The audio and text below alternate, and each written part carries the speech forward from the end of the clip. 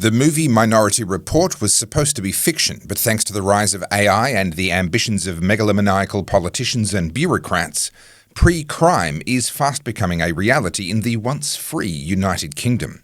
It's supposedly being done for safety, because of course it is, and the promise is that it's going to reduce violence in prisons, freeing up police and justice system resources for use outside the prisons to keep everyone safe. But if you read the official press release, which I'll do with you in this video, then you're going to find yourself with the distinct impression that this isn't about reducing violence in prison. It's about turning the entire country into one. What the UK is doing is developing all the required technologies to implement a China-style social credit system, complete with AI-driven surveillance, a digital ID, and with the added layer of preemptive intervention, pre-crime. They're starting inside the prisons because no one's going to care about the rights of prisoners. And then, as we'll read in a minute, they're going to extend this outside of prison walls so that they can better keep tabs on prisoners who are on bail or out on in the community needing to be monitored. And once that infrastructure is in place, they are just a very small step away from using digital ID and AI-driven total surveillance to impose pre-crime onto the entire United Kingdom. The irony is that they sent their convicts halfway around the world to Australia, but 200 years later it's the UK that's turning into a prison island. Well, at least they're doing it first, before us. But this story matters because unless we learn from it, then we will be following them soon. My name's Topher. This is the Topher Project, and I help busy people like you to keep up with the world as it changes around us. Now, I'm 100% viewer supported, so if this story out of the UK is something that you knew nothing about until now, then please buy me a coffee via the button at topherfield.net. And if you like my videos, then you will love my books, which you'll find along with my DVD and my merch at goodpeoplebreakbadlaws.com. Alright, in this video we are going to read the official UK government press release, pretty much from start to finish, because it's quite incredible what they say. We're going to stop along the way to break a few key points down. Let's go. Press release. AI to stop prison violence before it happens. Prison officers will use artificial intelligence to stop violence before it breaks out, under new plans set out by Lord Chancellor today. This is from the UK Ministry of Justice and the Secretary of State for Justice. Under the Ministry of Justice's AI Action Plan, artificial intelligence predicts the risk an offender could pose and informs decisions to put dangerous prisoners under tighter supervision to cut crime and deliver swifter justice for victims. This will help to cut reoffending and make our streets safe. Part of the plan for change. Now notice the promise that's being made here. This surveillance and AI pre-crime used on criminals in prison will cut reoffending and keep our streets safe. That's an important claim that they're making because most of this press release makes it sound like this program is for use only inside the prisons, only behind bars. But this promise, made right at the outset, and a few other comments made throughout this press release that we'll get to as we go, put the lie to that idea and show clearly that the intention is for this program to extend well beyond the prison walls. AI will be used across prisons, probation and the courts to better track offenders and assess the risk they pose with tools that can predict violence behind bars, uncover secret messages sent by prisoners, and connect offender records across different systems. The AI Violence Predictor analyzes different factors such as a prisoner's age and previous involvement in violent incidents while in custody. This will help prison officers assess threat levels on wings and intervene or move prisoners before violence escalates. Hold up. The factors they mention that this AI will use of just age and history of violence? Come on, you don't need AI for that.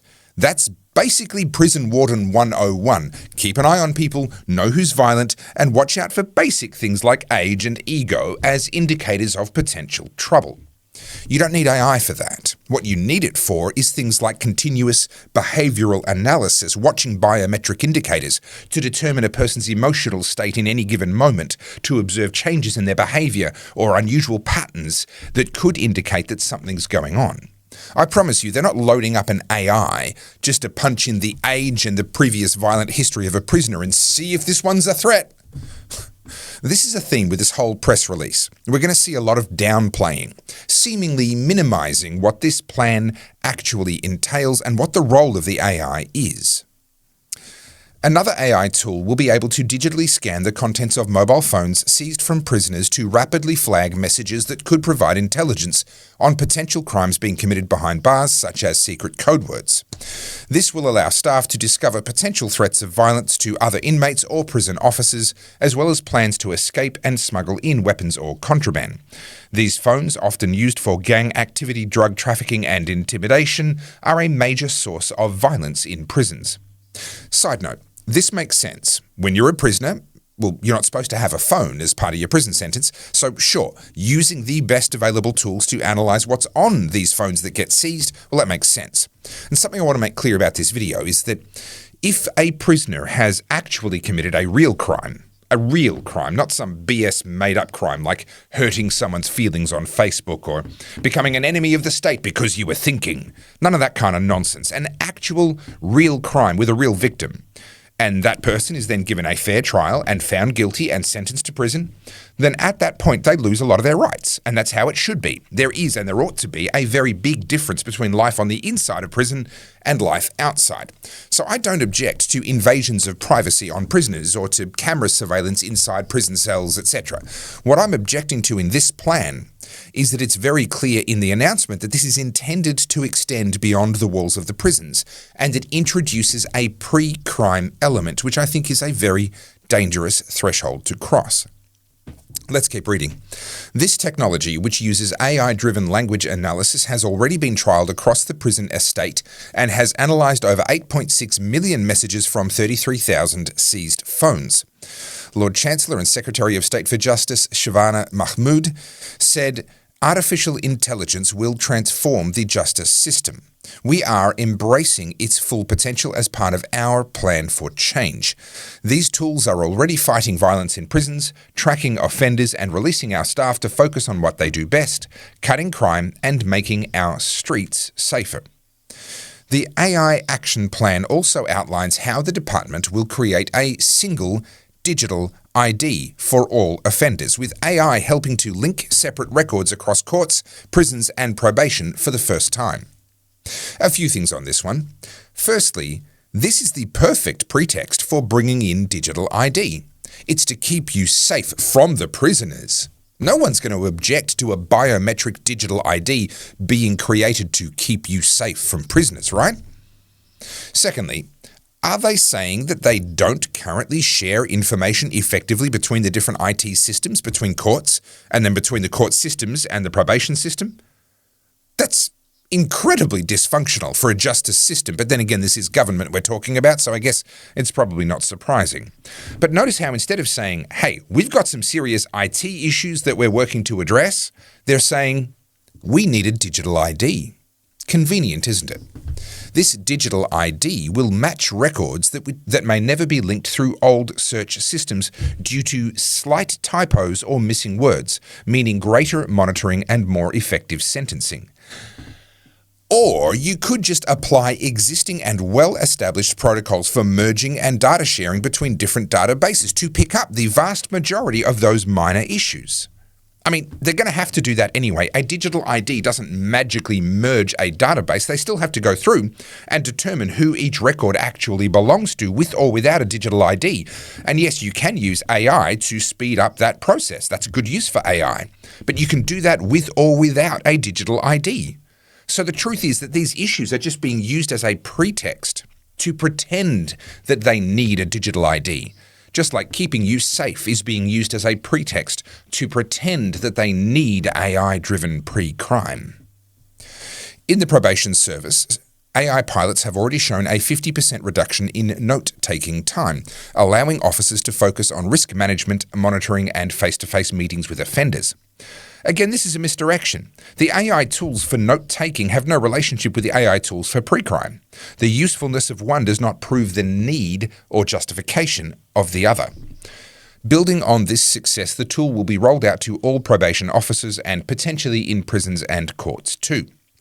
The AI action plan also sets out how technology can ease pressure on courts and improve services for the public. This includes a digital assistant being developed to help families resolve child arrangement disputes outside of court. That's ambitious. AI doing dispute resolution in the family court. That's not going to end well. Now, to be fair, there is a role for AI in the legal system. Most of what most lawyers do most of the time is purely procedural and repetitive, and it would not be hard to train an AI to give legal advice as good as or better than what most lawyers can give most of the time. And let's be honest, any decent lawyer these days is using AI as part of their research, etc., in every single case anyway. But the above sentence, a digital assistant to help families resolve child arrangement disputes outside of court, implies some kind of decision-making capacity, some kind of arbitration of disputes. And as much as I do believe in the potential for AI, and I think actually it's going to be overall a very good thing, the fact is we are a long, long way away from an AI being worthy of being entrusted with those sorts of decisions, and we're even further away from humans being willing to accept a decision made by AI in such an emotionally fraught family circumstance. Back to the quotes. Alexander Ayasad, Director of Government Innovation Policy at the Tony Blair Institute, said, "This action plan shows exactly the kind of ambition we need across government to embrace AI for a genuine renewal of our public services. If implemented well and at pace, these technologies won't just ease the pressure on our prisons, but also help offenders receive the personalised support they need for effective rehabilitation, making streets safer and ensuring that victims facing incredibly difficult moments get the justice they deserve. This is what modern data-driven public service reform to deliver real change for citizens should look like." And this is the last bit. Pay attention to this one because this harks back to the clue at the start about how this is not intended to only apply behind bars. Earlier this year, the Lord Chancellor set out her vision for the probation service, which included a £8 million pledge to introduce new technology to help risk assess offenders and cut back on admin, increasing focus on those offenders who pose the greatest risk to the public. In the spending review, the government announced that the probation service will receive up to £700 million, an almost 45% increase in funding. This new funding will mean tens of thousands more offenders can be tagged and monitored in the community. Did you get that? They're using AI pre-crime to risk assess people coming into the probation system. They're using AI pre-crime on people who are in custody. And right at the end of the announcement, tens of thousands more offenders can be tagged and monitored in the community. Monitored how? Well, I'm sure that they'll include having the existing ankle bracelets, etc. But let's be real, this entire press release is about AI and pre-crime. They said at the start that it was about using AI and pre-crime to cut reoffending and keep the streets safe. They're saying at the end that it's about using AI and pre-crime to monitor prisoners out in the community. So how long before it's about using AI and pre-crime to simply monitor the community? Well, we know they already are. There's nothing surprising about that. But press releases like this one exist for one reason and one reason only: to continue to normalize and increase the public acceptance of such concepts. The UK is in a perilous place right now. There are many in the halls of Canberra in Australia who would like for us to follow the UK down this same dark path. Now, there's not much we can do specifically about this, about what's happening in the UK. It's halfway around the world.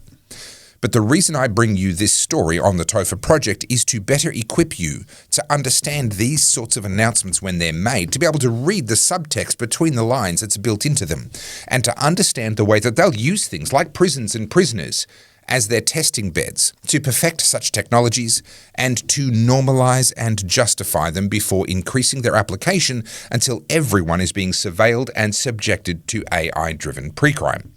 The lesson for us is that the UK are using prisoners to justify a digital ID in the same way, by the way, that Australia is using online safety for children to justify forcing us to register to use social media platforms. What we can do here in Australia is fight tooth and nail against things like the digital ID, the under-16 social media ban, the e-safety office, and a whole government censorship complex which is being so aggressively pushed down on us from above. Minority Report was a good movie, but it is a terrible reality. So let's make Minority Report fiction again. My name's Topher Field. This is the Topher Project, and I help busy people like you to keep up with the world as it changes around you. I am 100% viewer supported, so please buy me a coffee via the button at topherfield.net and check out my books, DVDs, and merch at goodpeoplebreakbadlaws.com. Thank you for watching to the end. Please like, comment with your thoughts on where all of this AI-driven pre-crime technology is headed, and please subscribe. I'm almost at 99,000, which is ever so close to 100,000, and I appreciate your help to get to 6 digits. But more importantly, and as always, think free.